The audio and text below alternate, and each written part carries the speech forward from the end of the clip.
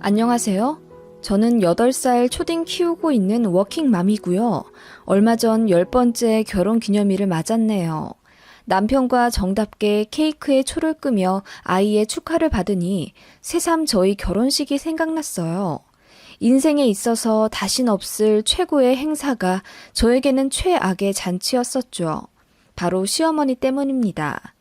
결과적으로 결혼식 당일날 시어머니와 연을 끊어서 아이가 8살이 된 지금까지도 전혀 왕래 않고 있습니다. 사실 남편에게 계속 연락을 하시지만 남편이 받고 있지 않고 있다는 게 맞네요. 사실 이 글을 쓰는 이유는 아이도 많이 컸고 친할머니에 대한 궁금함이 있는 것 같은데 이제 연락을 슬슬 해야 하나 그런 생각이 들어서예요. 머리로는 굳이 그럴 필요 없다는 생각이 들지만 이게 정말 현명한 건가 싶기도 하고 그래서 많은 분들이 보시는 이 게시판에 글을 써서 고견을 좀 구하고 싶습니다. 이대로 쭉 연을 끊고 살아도 되는 건지요? 그럼 이야기를 시작할게요. 저는 남편과 4년 연애 끝에 결혼했습니다. 남편이 대학원 다니고 있을 때부터 연애해서 졸업하고 바로 연구원으로 들어가자마자 프로포즈 받았어요. 남편이 대학원 간다고 했을 때 남편 집에서 엄청 반대를 했대요. 남편은 명문대생이었는데 사립대학교에 공과대학이라 대학 등록금도 높은 편이었거든요. 그 때문에 빨리 취직이나 하라고 압박을 주셨다네요, 집에서. 솔직히 말해서 집에서 등록금이나 몇 번 대주셨으면 그런 말씀 하시는 거 이해해 볼 수는 있겠어요. 그런데 남편 말로는 집에서 딱 입학금만 내주시고 그 다음부터는 철저하게 혼자 벌어 공부하라고 하시며 용돈도 10원 한 장 주지 않으셨다네요. 남편 혼자 알바하고 악착같이 공부해 기숙사 들어가고 장학금도 받아가면서 대학 4년 다녔다더군요. 너무 힘들어서 코피도 자주 쏟았다고. 그런데 빨리 취직해서 부모님 용돈 드릴 생각 안 한다고 남편에게만 그렇게 구박을 하셨답니다.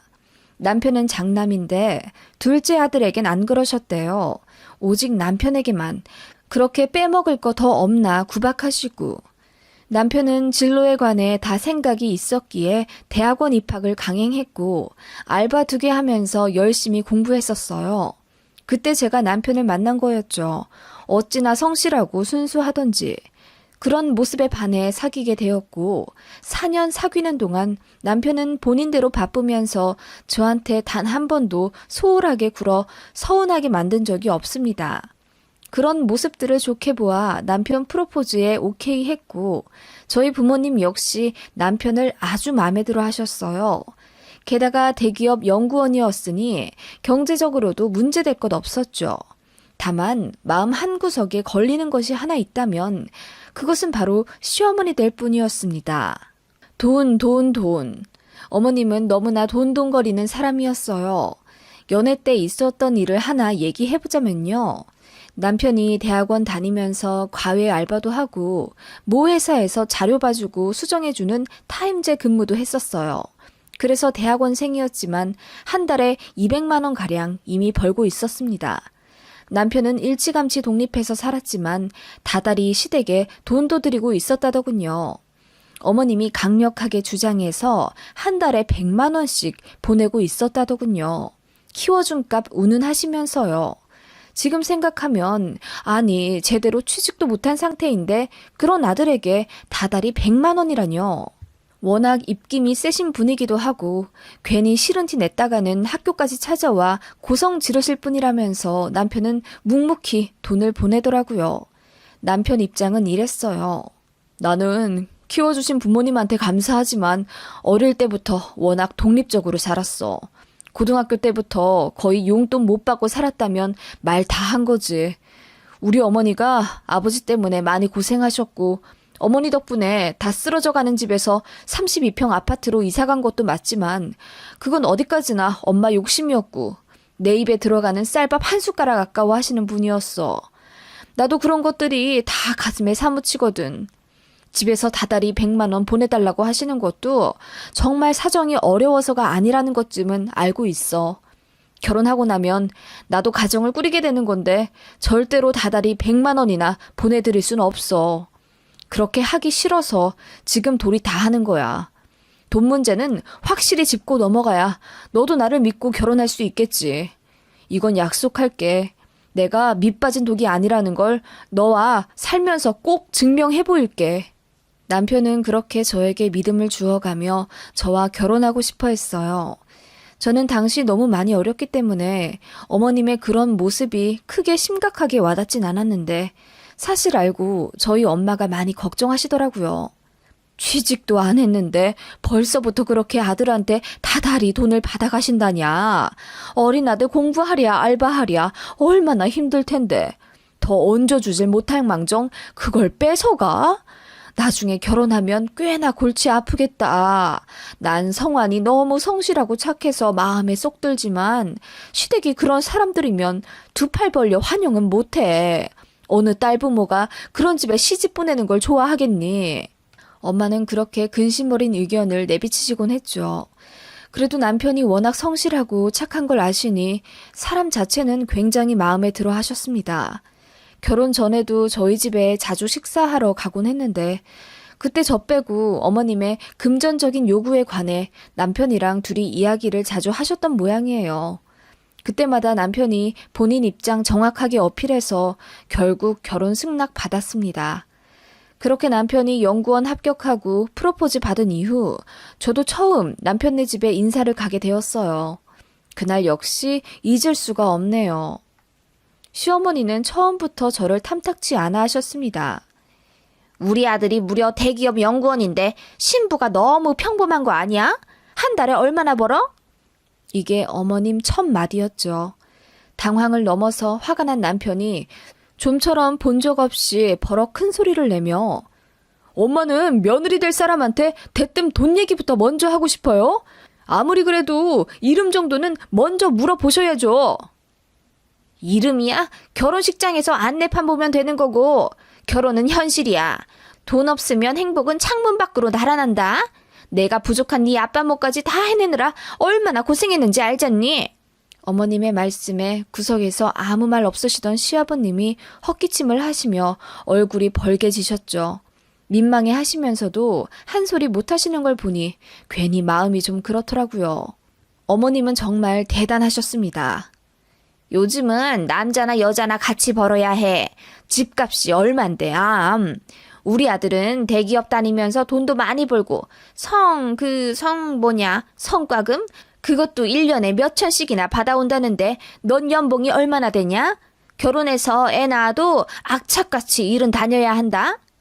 엄마, 그건 우리가 알아서 해. 이런 말씀 하실 거면 괜히 인사 와서 안 봐도 될 모습만 보인 것 같네. 남편이 화를 내며 제 손목을 잡고 일어서려 하자 그제야 어머님이 아차 싶어 하며 알았어. 밥이라도 먹고 가. 내 아무 소리 안 할 테니까. 하시며 부엌으로 이끄시던 어머님이었습니다.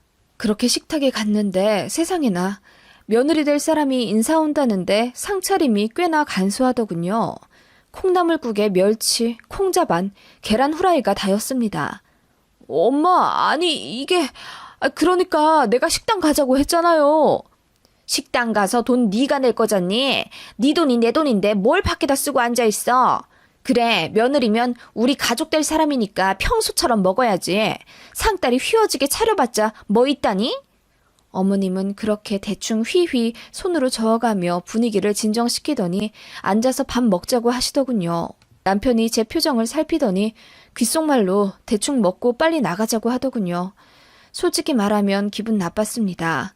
저희 어머니는 예비신랑 인사 온다고 거의 3일 전부터 시장도 다니시고 직접 어디 전화도 걸어가며 좋은 식재료 공수해오고 그러셨거든요.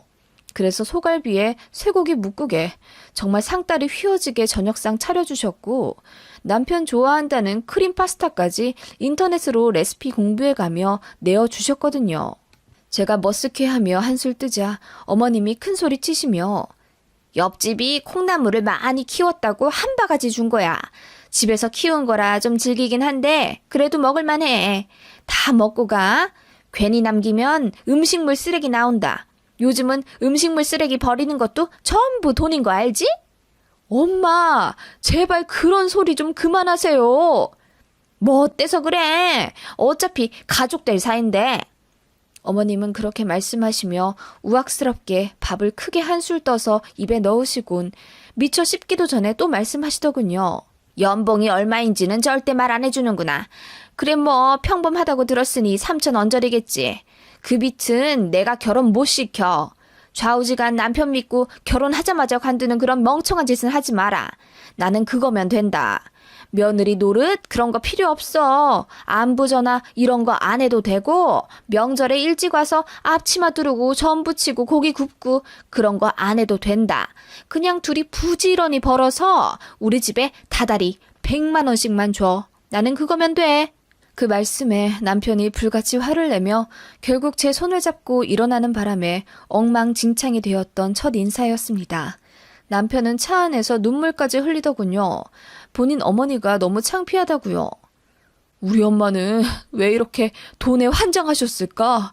정말 지긋지긋해.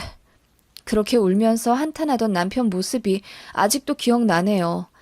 그 이후 남편이 어머님과 따로 얘기해서 결혼 생활하며 100만 원 드리기로 한 건 없던 일로 마무리 지었고 대신 구정, 추석, 시부모님 생신 때 50만 원씩 드리는 걸로 합의 봤다네요. 그렇게 하지 않으면 영 끊겠다고 으름장을 놓았다더군요. 신혼집은 남편과 제가 모아둔 돈과 일부 대출받아 전세에서 시작하기로 했습니다.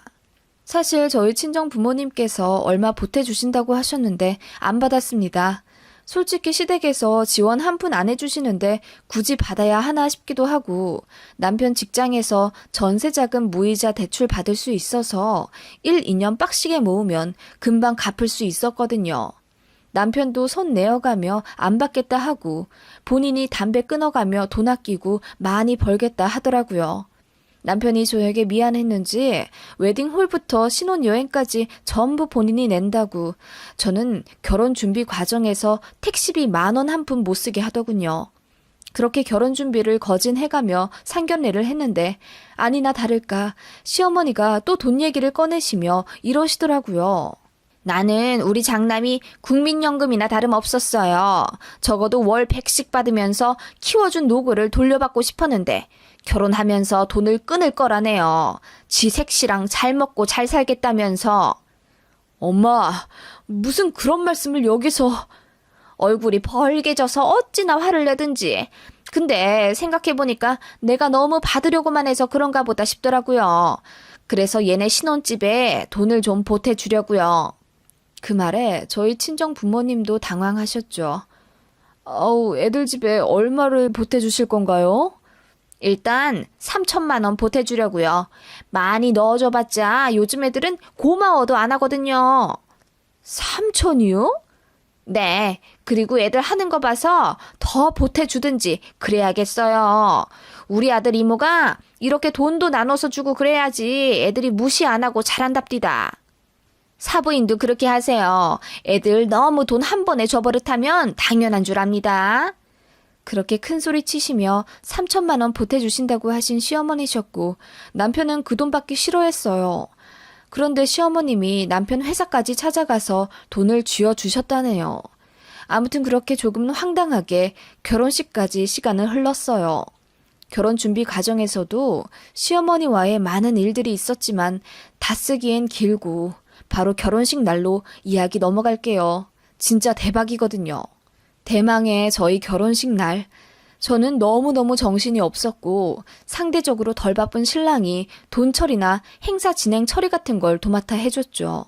막힌 것 없이 술술 흘러가는 결혼식이었고 그렇게 행복하게 마무리되나 싶었는데 문제는 패백장에서였습니다. 친척분들까지 모두 모시고 패백만 하면 저희는 이제 인천공항으로 가기 때문에 너무너무 설렜었어요.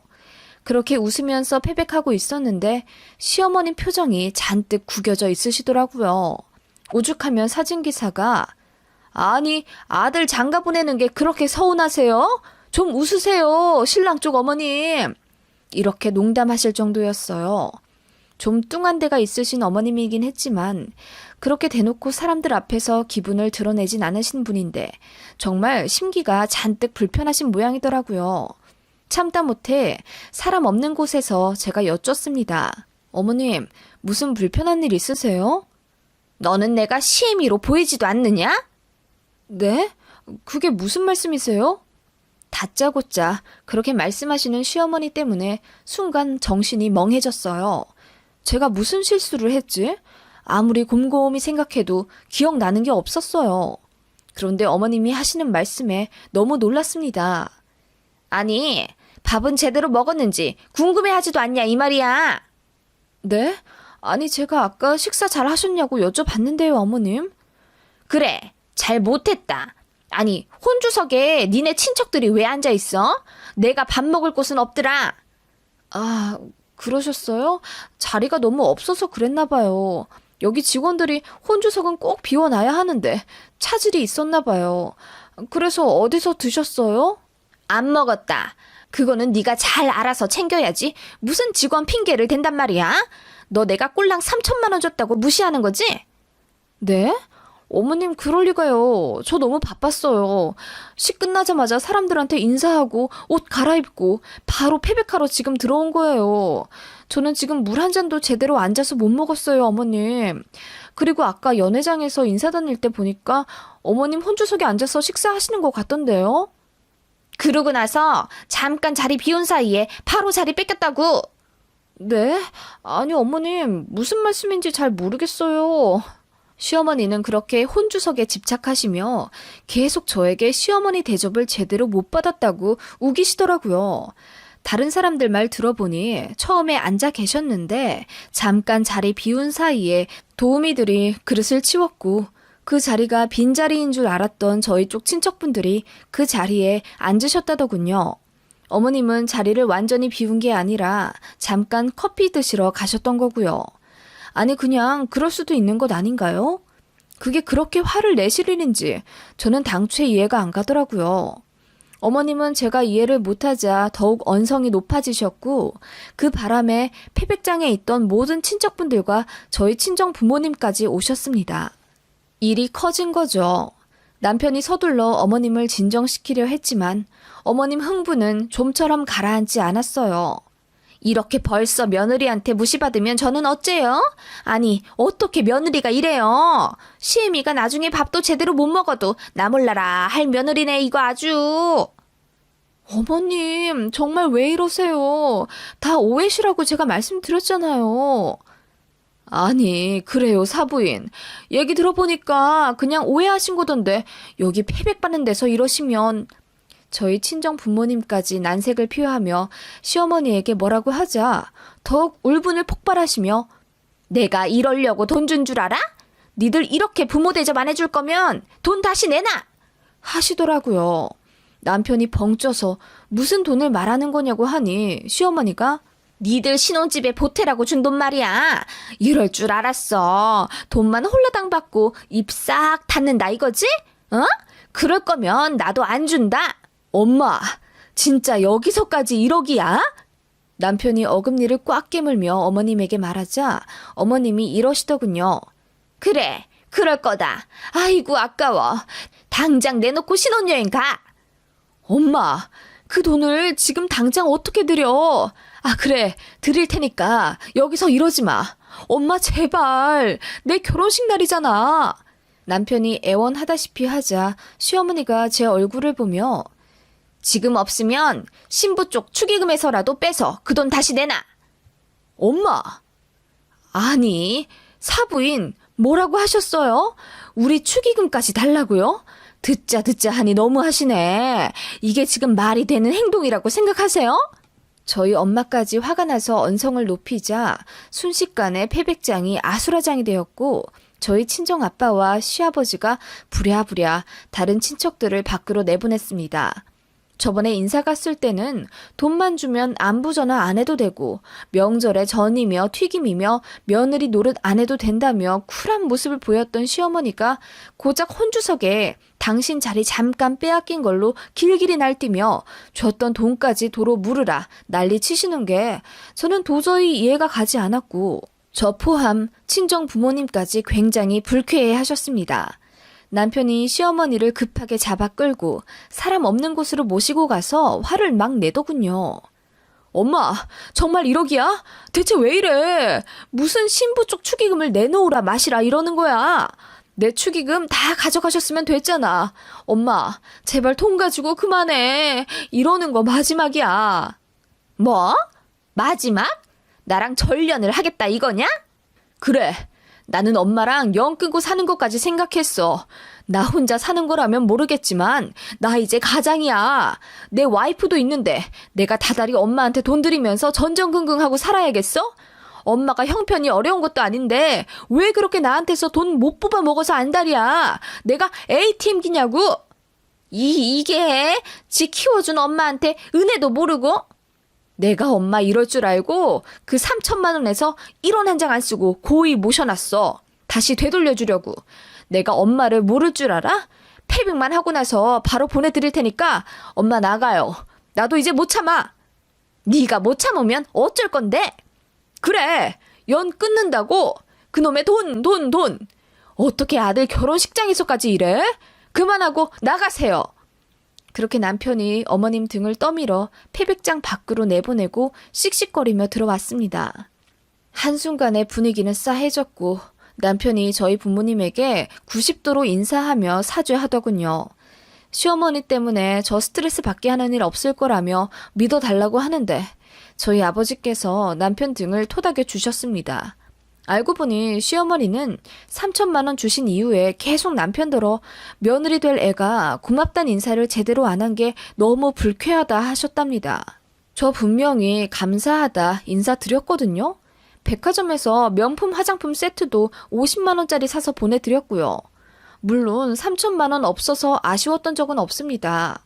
저희 능력이 없는 것도 아니었고 전세로 시작해도 충분하다는 생각이었거든요. 그래도 그렇게 주셨으니 감사의 도리는 드렸다고 생각했는데 어머님이 억지로 쥐어주셔놓고 제가 굽신굽신 거리지 않았다는 것에 혼자 화가 나서 분에 못 이겨 내내 언짢아 하시다가 말도 안 되는 트집 잡아서 그런 억지를 부리신 거죠. 네, 저희는 정말로 연 끊었고요. 남편도 절대 연락 안 하고 시아버지만 따로 뵙고 그랬어요. 그리고 명절에 저희는 여행 갔습니다. 저희 어머니도 굳이 먼저 모자 사이 화해시키려 들지 말고 가만히 있으라고 하시더군요. 뭐 저도 같은 생각이긴 했는데 아이가 태어나고 그 아이가 점점 커지자 친할머니에 대해 알고 싶어 하더라고요. 솔직히 저야 며느리지만 남편에겐 천륜 같은 사이인 어머니인데 정말 이대로 연 끊고 살아도 괜찮은 건지 새삼 짚고 넘어가고 싶기도 하고요. 어머님은 여전히 그대로이실까요? 이대로 남편 말대로 쭉 연락 안 하고 사는 게 낫겠죠? 여러분들의 생각이 궁금합니다.